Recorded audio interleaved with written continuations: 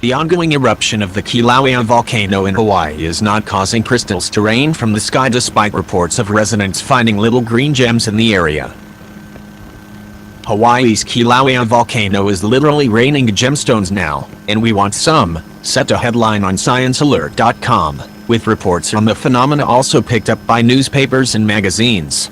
They all featured photos of small stones said to be olivine, which were tweeted by a woman who identified herself as a meteorologist in Arizona. The woman, Erin Jordan, told the Associated Press in a Twitter message her friends who found the stones live in Kalapana, Hawaii. The Big Island community is about 12 miles from the neighborhoods where a series of lava fissures have opened up in the ground since early May. While olivine is a common mineral in Hawaiian lava, and it is embedded inside the lava that has been bursting out of fissures near the Kilauea volcano, sizable rocks of actual olivine gems are not showering down, scientists say. Photos posted of olivine on social media are definitely not what we're seeing in the lava, Cheryl Gansecki, a geologist at the University of Hawaii's Hilo campus on the Big Island, told reporters last week during a U.S. Geological Survey briefing.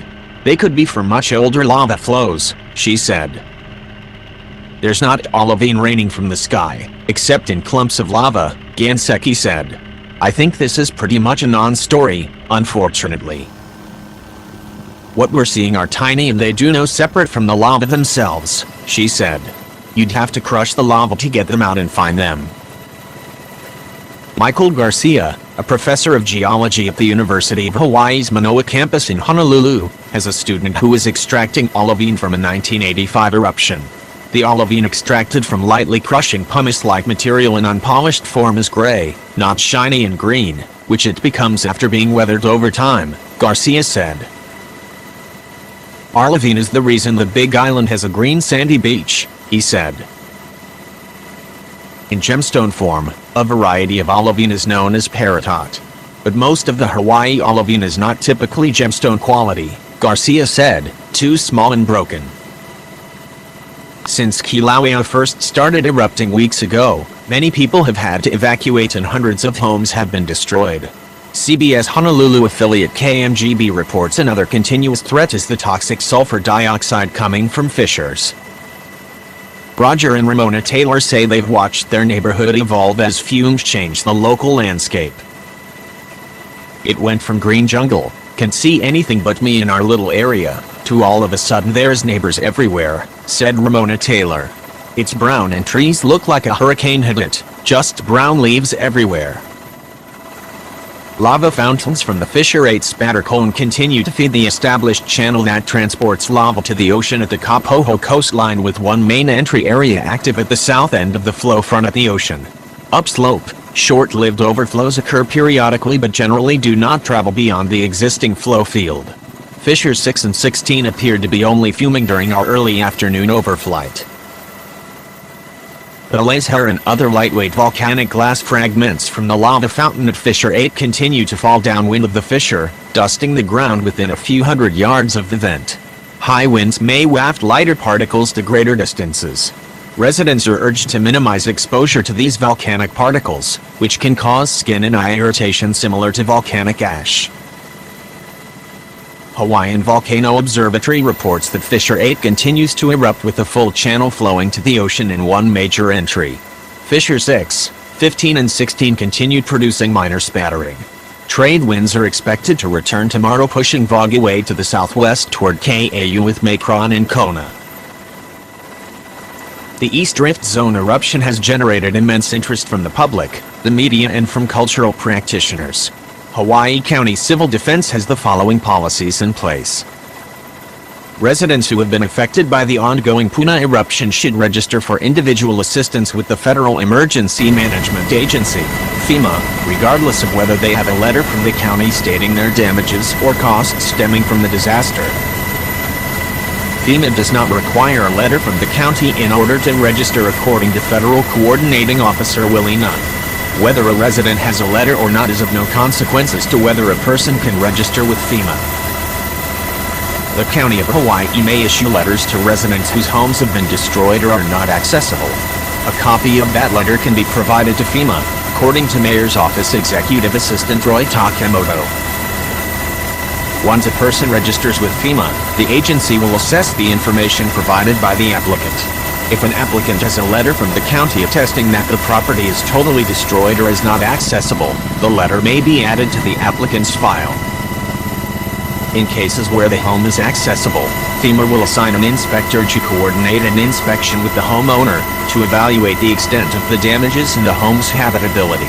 After that, along with the other information in the file, FEMA will make a determination as to eligibility. Given the dynamic nature of Kilauea's Lower East Rift Zone eruption, with changing vent locations, fissures starting and stopping, and varying rates of lava effusion, map details shown here are accurate as of the date time noted. Shaded purple areas indicate lava flows erupted in 1840, 1955, 1960 and 2014 to 2015. Hawaiian Volcano Observatory reports that Fissure 8 continues to erupt with the full channel flowing to the ocean with 2 ocean entries. Fissure 6, 15 and 16 are producing minor spattering. Hawaiian Volcano Observatory also reports that a steam explosion occurred at the Kilauea summit at 4:22 this morning. Be aware of ash fallout in KAU with Macron. The National Weather Service reports that continuing today, winds will push volcanic emissions into the interior of the Big Island, including over Hilo, northern parts of the island and wrapping around to the west. So too and Pele's hair may become an issue in Pahoa and possibly into the Hawaiian Acres area. Trade winds are expected to build by Thursday.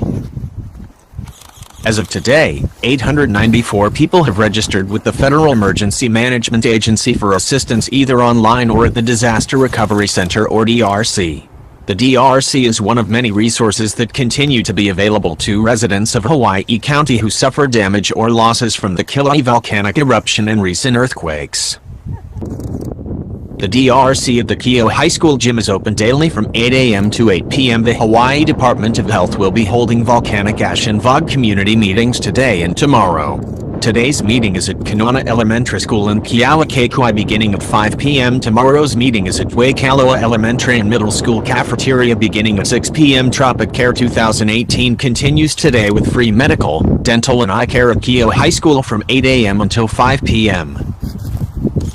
Hawaiian Volcano Observatory reports that an explosive eruption at Kilauea Summit has occurred at 4:22 a.m. The resulting ash plume may affect the surrounding areas. The wind may carry the ash plume to the southwest toward Wood Valley, Pahala and Ocean View. The danger from this eruption is ash fallout. The major response is to protect yourself from fallout. If you are at home, stay indoors with the windows closed. Turn on your radio and listen for updates from authorities. If you are in your car, keep the windows closed. Ash fallout may cause poor driving conditions, due to limited visibility and slippery driving conditions. Drive with extreme caution, or pull over and park.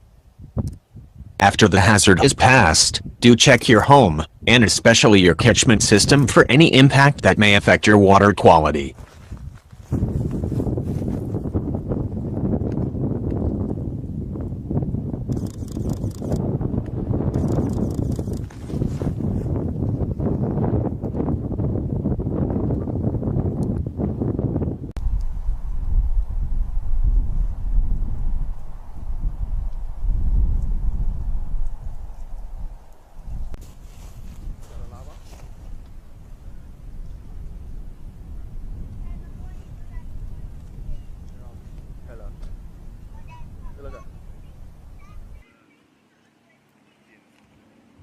There's a volcano.